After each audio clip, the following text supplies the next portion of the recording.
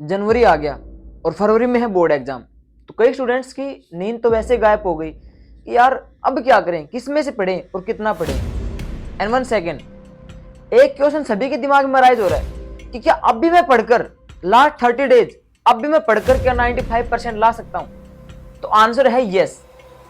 I will give a challenge and वो student accept this challenge, their life totally change. मैं आपको एक challenge दूंगा, अगर जिस स्टूडेंट्स ने उस चैलेंज को सिंसियरली एक एक स्टेप अगर फॉलो कर लिया तो मैं दावा करता हूं उसके 95% बनेंगे, जरूर बनेंगे, 30 दिन के अंदर अंदर बनेंगे।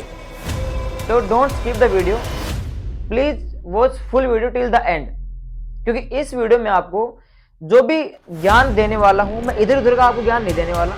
मैं मेरा खुद का पर्सनल लाइफ शेयर कर रहा हूं आपके साथ, मेरी पर्सनल टिप्स आपके साथ शेयर कर रहा हूं ड्यूरिंग माई लाइफ जर्नी। कब की बात है, जब मैं खुद पढ़ रहा था। तो वीडियो स्टार्ट करते हैं बिना टाइम वेस्ट किए। So hey everyone, my name is Som Sharma, welcome back to this YouTube channel. So कैसे हैं आप सब? आई होप दैट सभी ठीक होंगे और अपनी पढ़ाई भी सही तरीके से कर रहे होंगे। तो आज का वीडियो स्पेशल उन बच्चों के लिए कि सर लास्ट 30 डेज बच गए, तो क्या अब भी हम पढ़कर 95% या उससे अच्छा स्कोर अचीव कर सकते हैं? तो हाँ, कर सकते हो, आप लोग भी कर सकते हो। देखिए, जैसा मैं आपको पहले बता दिया कि मैं किसी का भी इधर उधर से ज्ञान आपको नहीं देता हूं, मैं अपना खुद का जो मेरी पर्सनल टिप्स थी ड्यूरिंग माई लाइफ जर्नी, जब मैं पढ़ाई कर रहा था और अब भी पढ़ाई कर रहा हूं, तो मैं वो सब चीजें आपके साथ शेयर करता हूं कि मैंने खुद कैसे संघर्ष किया था और खुद कैसे मैंने बढ़िया अचीवमेंट लिया था। तो देखिए, अगर हम बात करें 10th की, मैं आज बात कर रहा हूं साइंस की, ठीक है। तो अगर बात करें 10th में, साइंस के अंदर 13 चैप्टर है, और बात करेंगे 12th की, तो 12th के अंदर भाई चैप्टर है आपके, फिजिक्स के अंदर है 14 चैप्टर, केमिस्ट्री के अंदर है आपके 10 चैप्टर, बायोलॉजी के अंदर आपके हैं 13 चैप्टर, ठीक है। तो ये आपके चैप्टर हैं। तो मैं आपको सबसे पहले बताना चाहता हूं कि अगर आप लोगों ने अभी तक अपना टाइम मैनेजमेंट नहीं किया ना, तो फिर आप लोगों को कभी भी 95 नहीं बनेगी। मैंने भी खुद ने भी इस बात को महसूस किया था, ठीक है, कि जब तक आपने टाइम मैनेजमेंट नहीं किया, टाइम टेबल नहीं बनाया, तब तक आप लोग कभी भी फेल भी हो सकते हो। मैं कह रहा हूं आपको, ठीक है। Time table is very important before the exam for every student. क्यों कह रहा हूं? क्योंकि अगर आपने ये देख लिया कि आज मेरे को ये चैप्टर याद करना है, देखिए आपके पास 30 डेज है, सिलेबस इतना ज्यादा है नहीं, आराम से कवर कर लोगे अगर पढ़ने के मन में है तो, चाह है तो आपको क्या करना है, अपने को, जैसे अगर मैं 10th की बात करूं, तो अगर वो 2 दिन में एक चैप्टर भी कवर करेगा ना, तो 30 दिन में आराम से अपना वो काम कर सकता है, पूरा कंप्लीट सिलेबस आराम से कर सकता है। तो अपना ध्यान दीजिए सिलेबस के ऊपर, ठीक है। क्योंकि मैंने क्या किया था कि कई बच्चे क्या करते हैं, वो सिलेबस को कवर करने की जल्दी में रहते हैं कि सिलेबस मेरा जल्दी से कवर हो जाए, लेकिन कई स्टूडेंट्स क्या करते हैं कि मेरे को सिलेबस हो या ना हो, लेकिन मैंने जितना पढ़ा है ना उतना मेरे को सारा याद है। और ये बात मेरी है कि मैं क्या करता था, मैं सिलेबस के पीछे नहीं भागता था भाई। मैं क्या करता था कि मेरे को जितना आता है ना, जितना मैंने किया है, मान लो 13 चैप्टर है, मैंने मान लो 5 पढ़े हैं, तो 5 में मेरे से कहीं से भी आप पूछ लो, ठीक है। ये मेरी स्ट्रेटेजी थी और मैं वही स्ट्रेटेजी आप लोगों के साथ शेयर कर रहा हूं कि जितना पढ़ो वो आपको पूरा आना चाहिए। पहली बात तो ये है आपकी, ठीक है। टाइम टेबल अभी से बना लीजिए आपका, ठीक है। टाइम टेबल सबसे इंपॉर्टेंट रहता है। और अगर मैं दूसरी तरफ बात करूं, तो कई बच्चों ने अगर मान लो लाइब्रेरी ज्वाइन कर रखी है, तो सोने पे सुहागा होगा उनके लिए, क्योंकि सेल्फ स्टडी बहुत इंपॉर्टेंट रहती है। टीचर आप कितना भी पढ़ा दो, कितना भी पढ़ा दो, लेकिन अगर जिस बच्चे के खुद के मन में नहीं है ना पढ़ने की, तो कुछ भी नहीं कर सकता। तो जब तक आप खुद सेल्फ स्टडी नहीं करोगे, तब तक आपको कुछ भी नहीं होने वाला, ठीक है। आपको खुद पढ़ना पड़ेगा भाई, कुछ भी कर लीजिए, कितना भी पढ़ लीजिए, लेकिन खुद तो सेल्फ स्टडी करना पड़ेगा। जो टीचर के आप कितने भी कान खा जाइए, लेकिन आपको खुद को सेल्फ स्टडी करनी पड़ेगी, ठीक है। तो लाइब्रेरी है तो सही बात है, वरना अगर आपने घर पे आप रुक गए, क्योंकि प्रैक्टिकल से पहले बच्चे घर पे रुक जाते हैं, ठीक है, सीधा पेपर देने जाते हैं। तो क्या कीजिए आप लोग, दिन में 11 बजे से लेके 2 बजे तक का समय बहुत ही अच्छा समय माना जाता है स्टडी के लिए। उस समय आप पढ़ सकते हो। कई बच्चे रात में नींद आ जाते नहीं पढ़ते, तो दिन के समय अपना टाइम टेबल बना लीजिए आप लोग, ठीक है। अगर बात करूं मैं 10th क्लास की, तो वो बच्चे स्कूल में रेगुलर जाते हैं, 12th वाले तो घर पे रुक जाते हैं। तो वो क्या कीजिएगा, वो उनको ये काम करना है कि जैसे वो स्कूल में पढ़ के आए, घर आए, तो नाइट में अपना टाइम टेबल बना लीजिए, 9 बजे से लेकर 12 बजे तक अपना टाइम टेबल बना लीजिए। थर्ड में पॉइंट की बात कर रहा हूं कि आपको क्या करना है कि कई बच्चे क्या करते हैं कि जो उनको सिलेबस आ रहा है ना, मतलब जो उनको सब्जेक्ट आ रहा है, वो बार बार मिसयू करते हैं, है ना, अपने आप को स्मार्ट दिखाने के लिए। लेकिन ऐसा नहीं करना है आपको।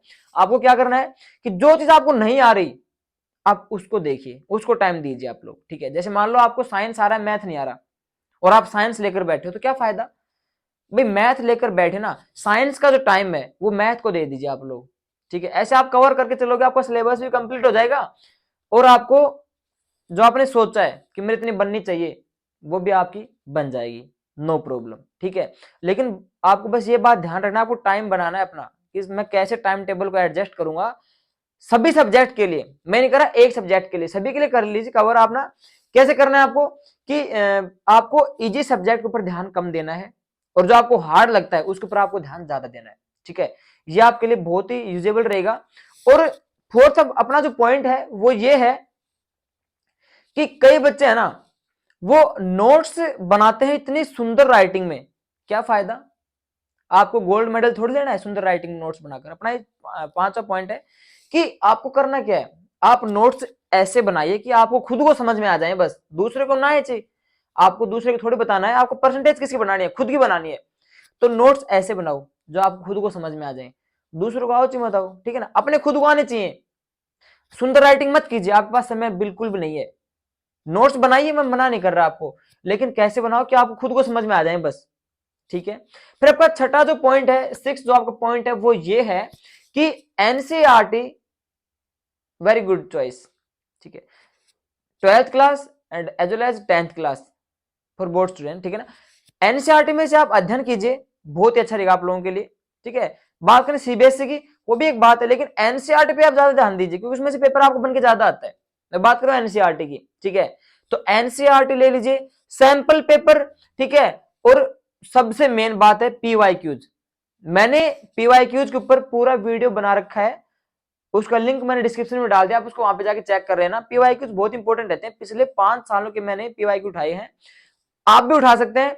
उनमें से जो क्वेश्चन बार बार रिपीट हो रहा है ना, बार बार रिपीट हो रहा है सर, 5 साल से लगातार ये प्रश्न रिपीट हो रहा है, आप उस क्वेश्चन को निकाल के देखिए, बार बार करके देखिए, ठीक है। आपके जरूर वो काम में आएगा, क्योंकि ऐसी तो बात है नहीं कि अगली बार आपकी जो है बुक चेंज होगी, नहीं, ऐसी बात नहीं है, वो क्वेश्चन आपको आ सकता है, ठीक है। और लास्ट का पॉइंट यही है, मैं आपको यही कहना चाहता हूं कि मैंने आपको 2-4 एक पॉइंट बताए हैं जो मैंने खुद ने यूज किए थे, आप इनको यूज करना, बहुत आपके लिए यूजेबल रहेंगे। और सबसे मेन बात यह है कि नेवर गिव अप, कभी भी साहस मत छोड़िए कि मैं नहीं कर सकता, अपने मन में ये करके चलिए कि मैं कर सकता हूं, आई विल डू दिस, मैं इसको करके दिखा दूंगा। अपने माँ बाप की तरफ देखिए, फिर अपनी तरफ देखिए कि मैं क्या कर रहा हूं और माँ बाप मेरे लिए क्या कर रहे हैं, उनके लिए सोचिए आप लोग, है ना, अपने लिए मत सोचिए। वो आपके ऊपर इन्वेस्ट कर रहे हैं ताकि ये भी कल हमारे को कुछ कमा कर देगा, ठीक है ना, आपके ऊपर इन्वेस्ट कर रहे हैं, आपके लिए सपने वो देख रहे हैं, तो आप भी उनके सपनों को साकार करिए, अपना जी जान लगा दीजिए। और उनका बस मोटिव ये रहता है कि मेरा बच्चा इतने परसेंटेज लेकर आए कि मैं इसके ऊपर प्राउड कर सकूं, ठीक है ना, पड़ोसियों को दिखा सकूं, ठीक है ना, रिश्तेदारों को दिखा सकूं कि मेरे बच्चे की इतनी परसेंटेज बनी है। लेकिन आप लोग क्या करते हो, उसका अपोजिट करते हो, उसका सर नीचे कर देते हो। तो इन बातों को लेकर चलिए, नेवर गिव अप, दिमाग में देख लीजिए कि मैं कर सकता हूं, तो तभी आप कर सकते हो, वरना कुछ भी नहीं होगा, ठीक है, फेल होकर बैठ जाओगे।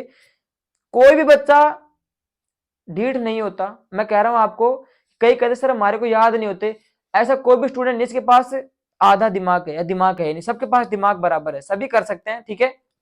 लेकिन मैं आपको बता रहा हूं कि जितना करो ढंग से करो, मैं ये बात आपको बता रहा हूं, जितना करो ढंग से करो, सिलेबस की तरफ ध्यान मत दो कि मेरे 4 चैप्टर बच गए, 5 बच गए, नहीं, आप ये सोचकर चलो कि मैंने जितना किया है ना वो मेरे पूरा याद है, कहीं से पूछ लो आप लोग, ठीक है ना। और स्पेशली अगर आप लोग जो है फिर भी आपका सिलेबस और आपको याद भी नहीं हो रहा, तो मैंने वो वीडियो बना रखे हैं कि आपको कोई भी चीज जल्दी याद कैसे होगी, उसका लिंक मैंने डिस्क्रिप्शन में डाल रखा है, आप उसको वहां पे जाके चेक कर लेना, ठीक है, पूरा प्लेलिस्ट बना रखा है। और बाकी अगर आप लोग जो भी टॉपिक मेरे पास लेकर आओगे इसके ऊपर सर वीडियो बनाओ, तो इसके ऊपर वीडियो मैं बिल्कुल बनाऊंगा। और अगर वीडियो अच्छा लगा हो आपको तो प्लीज लाइक करना, सब्सक्राइब करना और शेयर करना। मिलते हैं इसके नेक्स्ट वीडियो, तब तक के लिए जय हिंद।